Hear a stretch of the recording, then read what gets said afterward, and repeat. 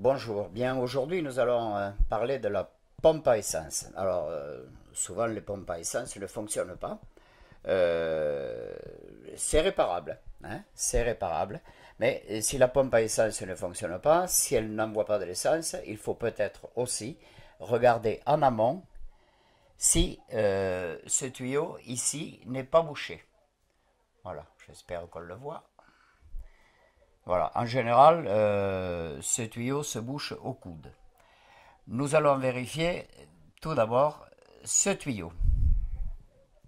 Donc je disais qu'avant que l'essence arrive à la pompe, il faut qu'elle sorte du réservoir. Et c'est ce que nous allons vérifier à l'instant. Alors, pour ce faire, nous avons besoin de plusieurs outils. Une clé de 9, qui est la traditionnelle clé dont tout le monde se sert. Un petit câble de frein, c'est un câble de décompresseur. Une vis à bois, ou pas, mais de cette taille-là, ça va très bien. Une paire de pinces et un bleuet, avec accessoirement tout à l'heure une allumette que je mettrai au bout. Le tuyau qui part du réservoir et qui va à la pompe à essence est fixé sur celui-ci par ce petit écrou de 9. Attention, les réservoirs de 3008 sont en plastique, donc ces filetages sont très très fragiles. Il faut bien dévisser droit et visser droit. On va le faire tranquillement. Ah, c'est un peu serré. Voilà.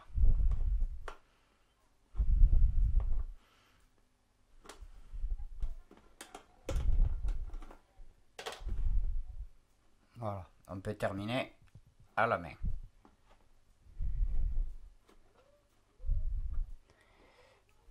Voilà. Mon tuyau d'essence est ici. Donc, logiquement, ben, ça se voit tout de suite. Je ne sais pas si on peut le voir à l'écran. Celui-ci est bouché. Si ces tuyaux d'essence se bouchent, c'est dans le coude qui part du réservoir. À 90% des cas, ça se bouche à cet endroit. C'est là que le goudron va se déposer. Donc, pour être sûr qu'il est bouché, vous n'allez pas le voir, mais je vais souffler dedans. J'en suis sûr. Donc, nous aurons l'occasion de voir comment on va déboucher ce tuyau qui est quand même bien obturé par le goudron. J'essaye de me mettre en face à la caméra. Donc, ces tuyaux se bouchent lorsque l'essence a stagné trop longtemps, enfin le mélange huile-essence a stagné trop longtemps dans le fond du réservoir. Le réservoir comporte un filtre que nous allons enlever. Donc si tout à l'heure je vous ai montré la vis à bois, c'est qu'elle va me mettre utile pour enlever le filtre qui est à l'intérieur du réservoir. Ici. Je vais visser ma vis assez fermement. Voilà, je le fais à la main, hein, c'est pas la peine d'employer un gros tournevis. Et je vais essayer de tirer en bouléguant à droite et à gauche. Ça n'a pas l'air de venir. Donc, dans ces cas-là, je prends une pince en faisant levier. Aïe, c'est venu et je tire. Voilà. Ça, c'est le filtre à essence qui vient de sortir de notre réservoir. Alors, je vais enlever le réservoir.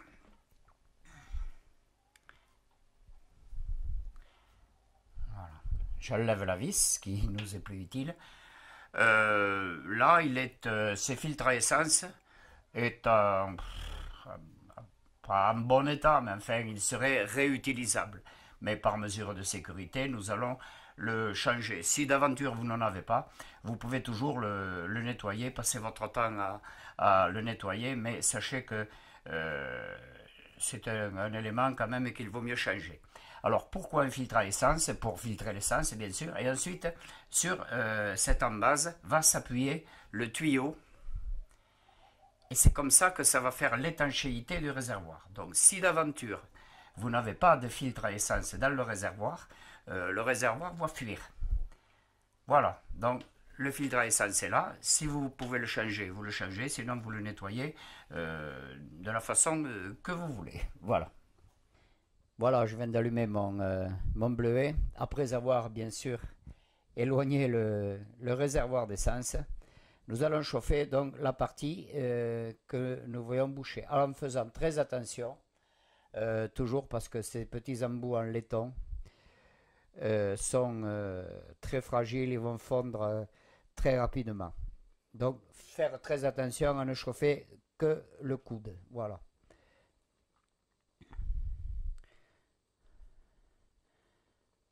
Comme je l'ai dit, en général, le dépôt s'est fait à ce niveau-là.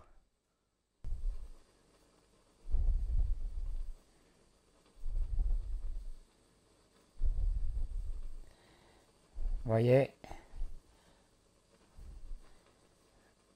ça arrive à fumer. Alors, toujours un maximum de précaution avec cette pièce-là que j'évite de chauffer.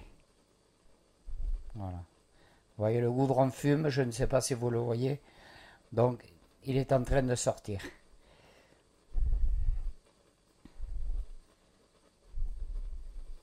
Voilà. Ensuite, nous allons prendre le câble de frein et on va l'enfiler par l'autre bout.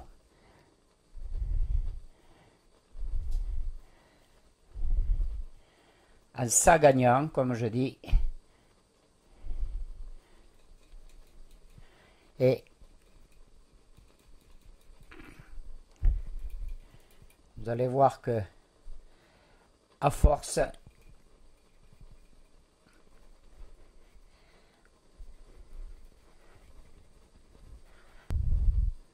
en faisant très doucement, voilà, je voudrais montrer l'action de la pince.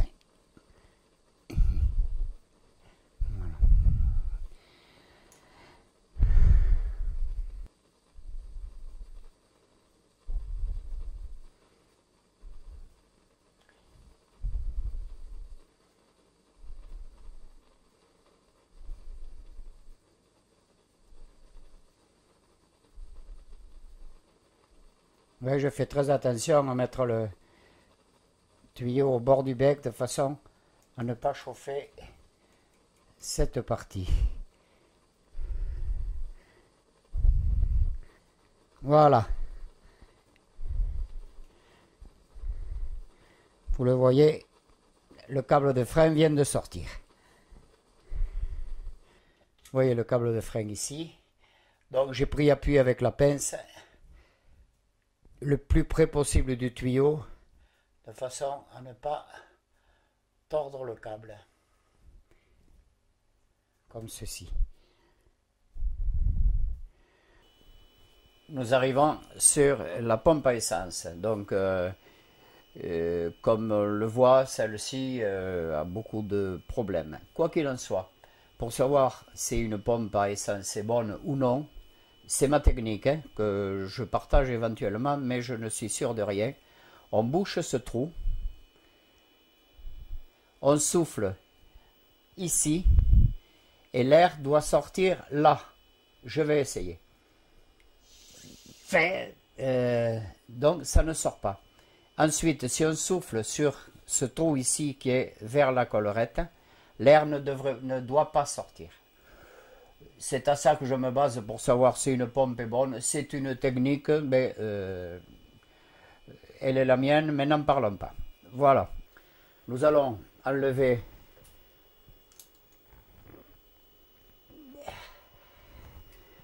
la partie supérieure en faisant très attention à cette petite rondelle que vous voyez. Donc je mets tout de côté. Par ailleurs, ne pas trop la pencher parce qu'il se peut très bien qu'il y ait une bille à l'intérieur. Des fois elle n'y est pas, hein. Sur les vieux Solex elle n'y est pas. Donc si elle y est, je fais un repère là et je vais faire ceci. Visiblement elle y est mais elle n'est pas tombée. La voilà. Alors je ne sais pas si vous la voyez. Je vais la mettre sur le bleu, là. Ma perceuse étant à disposition, le jeu va consister à enlever les deux sièges de billes. L'un est en haut et l'autre en bas. En principe, avec une mèche de 4, ça doit fonctionner tranquillement. Mais des fois, non.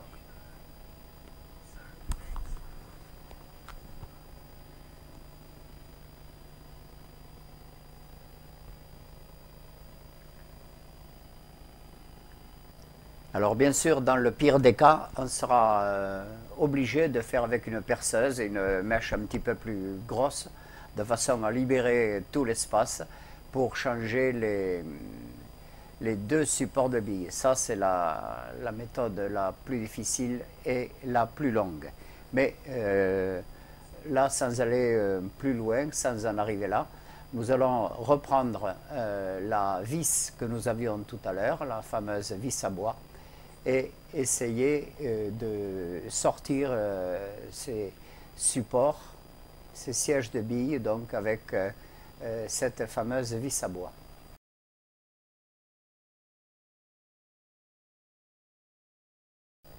Alors j'ai fait en quelque sorte un avant-trou avec une petite mèche, et là la vis à bois donc va prendre appui à l'intérieur, et en tirant nous avons un premier siège qui apparaît. Voilà, donc c'est moitié mal.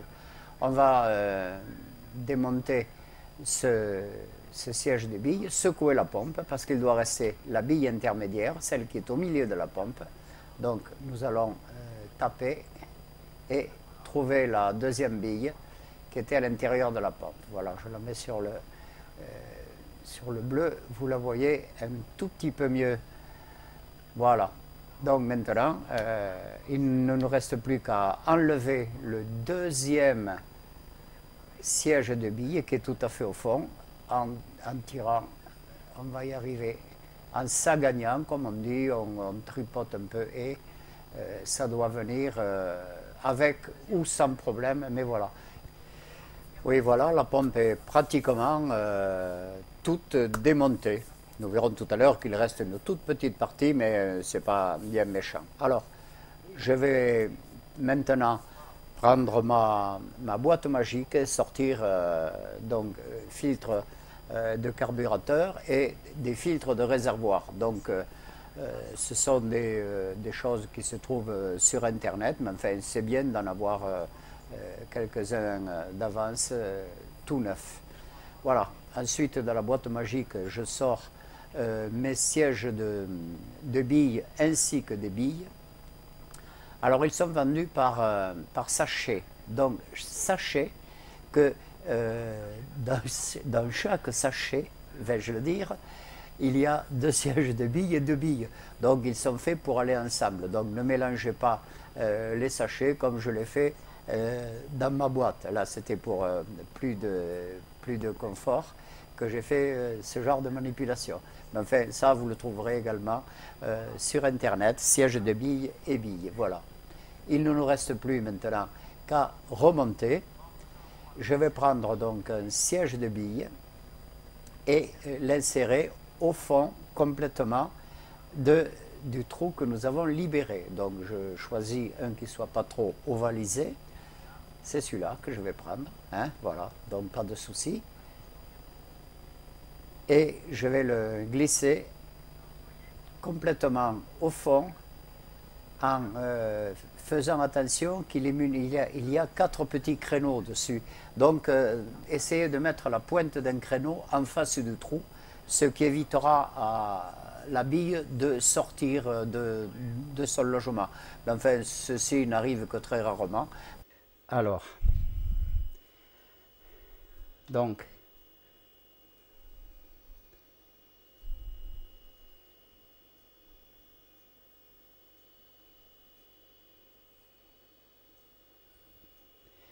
avec une petite pointe, je vais enfoncer, vous allez le voir passer j'espère,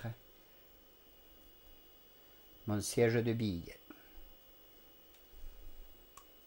Voilà. On entend un cloc quand il arrive au fond. Vous remarquez la partie de créneau que je vous ai montré tout à l'heure et en face le trou. Ceci étant, on force bien, mais bon, là on est bien au fond hein, avec la pointe. Hein. Ne pas prendre une pointe avec une pointe trop dure. À ce moment-là, je vais mettre une première bille. Voilà. Croyez-moi sur parole, je viens de prendre 2 billes neuves que je vais vous montrer. J'ai un deuxième siège de billes ici qui me servira tout à l'heure. Et un troisième. Voilà. Il y a une bille ici et l'autre là. Donc la première bille, je la prends et je la fais tomber dans le trou. Ça, c'est fait. Je prends mon deuxième siège de billes. Celui-là, dans n'importe quel ordre, c'est pas grave. Je le mets et je pousse au fond. Sans trop, hein, mais enfin, il faut pousser quand même. Voilà. La bille est en dessous sur son siège de billes. La bille, le siège de billes est là. Il ne manque plus que la deuxième bille qui est par là. Alors, si vous êtes comme moi, un peu organisé, vous la voyez ici. Enfin, il n'y a que moi qui la vois, mais c'est pas grave. Je la mets sur le bleu, la voici. Voilà. Donc, la deuxième bille vient dans le trou.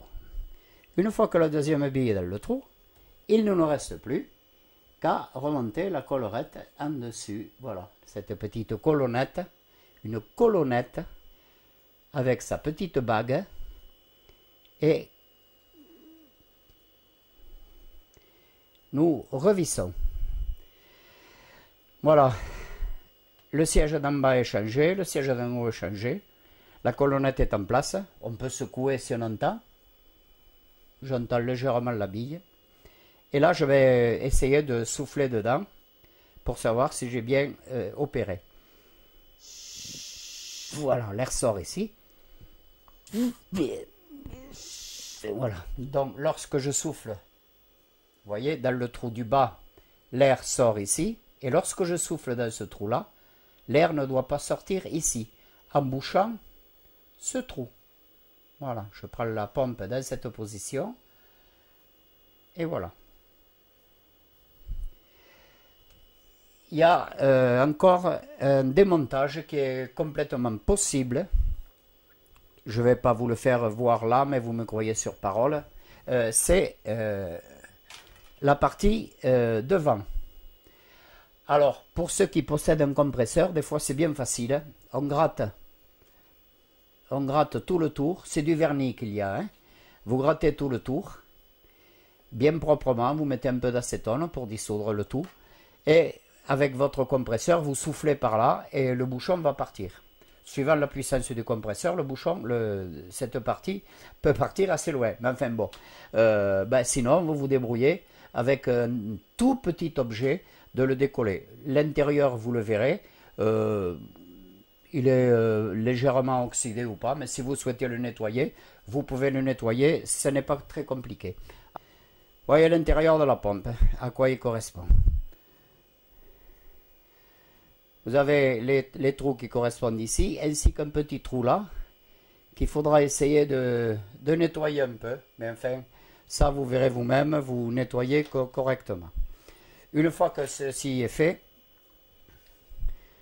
un petit coup ou d'araldite ou de vernis à ongles là, après que ce soit parfaitement nettoyé, vous posez bien ça sur le bord, pardon, et vous recouvrez de vernis à ongles ou de l'araldite. Voilà, une des pompes que j'ai faites récemment. Voilà. Je n'ai pas plein la matière dessus, comme on dit. Voilà, donc là, celle-là, elle sera étanche. Il y en a quand même beaucoup trop. J'aurais pu en faire plusieurs avec. Voilà, la pompe à essence.